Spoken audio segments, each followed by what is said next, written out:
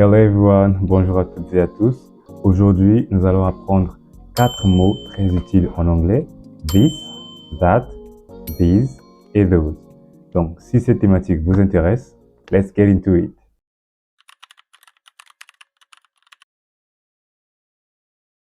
First of all, on va voir quelle est la différence entre ces 4 différents mots.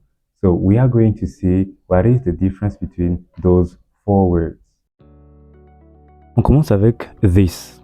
Donc this se traduit en français par ceci, ce ou encore cette, masculin ou féminin. Donc on utilise this pour parler de quelque chose ou encore d'une personne qui est proche de la personne qui parle. Ensuite, that. Donc that, lui, se traduit par cela, ce, cette, masculin ou féminin. Et on l'utilise pour parler d'une chose mais qui est éloignée. D'une chose ou encore d'une personne qui est éloignée de la personne qui parle. Ensuite, these. These. Donc ce dernier signifie c'est et est utilisé pour parler de plusieurs choses mais qui sont proches de la personne qui parle. Enfin, il y a those. Those. Donc il signifie c'est et est utilisé pour parler de plusieurs choses qui sont éloignées ou encore qui sont loin de la personne qui parle.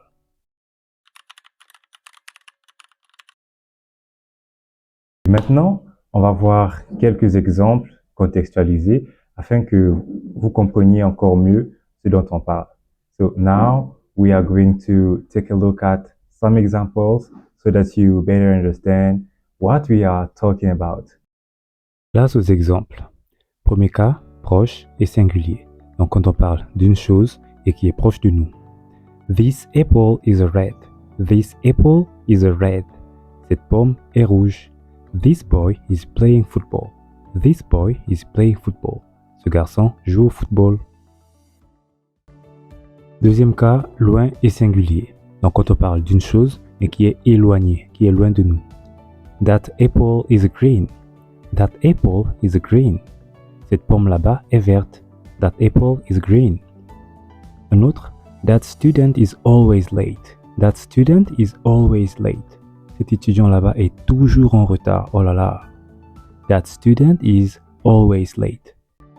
Troisième cas, proche et pluriel. Donc quand on parle de plusieurs choses mais qui sont proches de nous. Exemple, these books are on the table. These books are on the table. Ces livres sont sur la table. These flowers are so beautiful. These flowers are so beautiful. Ces fleurs sont si belles. Finally, quatrième cas, loin et pluriel. Donc quand on parle de plusieurs choses qui sont éloignées, qui sont loin de nous. Exemple, those cars are very original. Those cars are very original. Ces voitures là-bas sont très originales. Un autre exemple, those people are learning English. Those people are learning English. Ces personnes sont en train d'apprendre l'anglais.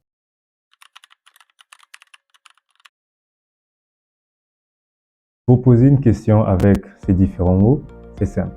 Tout d'abord, il faut inverser l'ordre et après avoir inversé l'ordre, on va mettre ces mots-là dans cet ordre inversé en début de phrase. Donc, on inverse l'ordre et on met les mots dans cet ordre qu'on a inversé en début de phrase. Voyons voir quelques exemples. Let's take a look at some examples. Is this your car? Is this your car? Est-ce que ça c'est votre voiture? Est-ce que ça c'est ta voiture? Are those books new? Are those books new? Est-ce que ces livres là-bas sont nouveaux?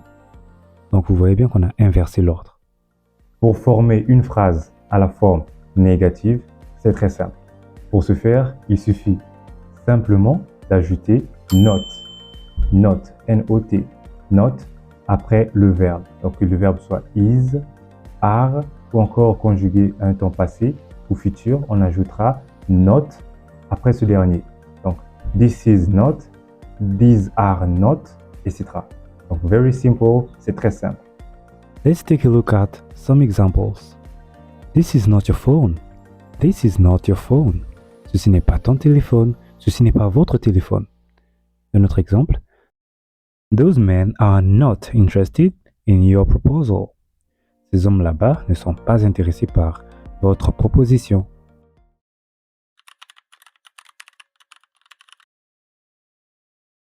Voilà, nous sommes arrivés au terme du cours d'aujourd'hui. Et bon, on va pas se séparer comme ça.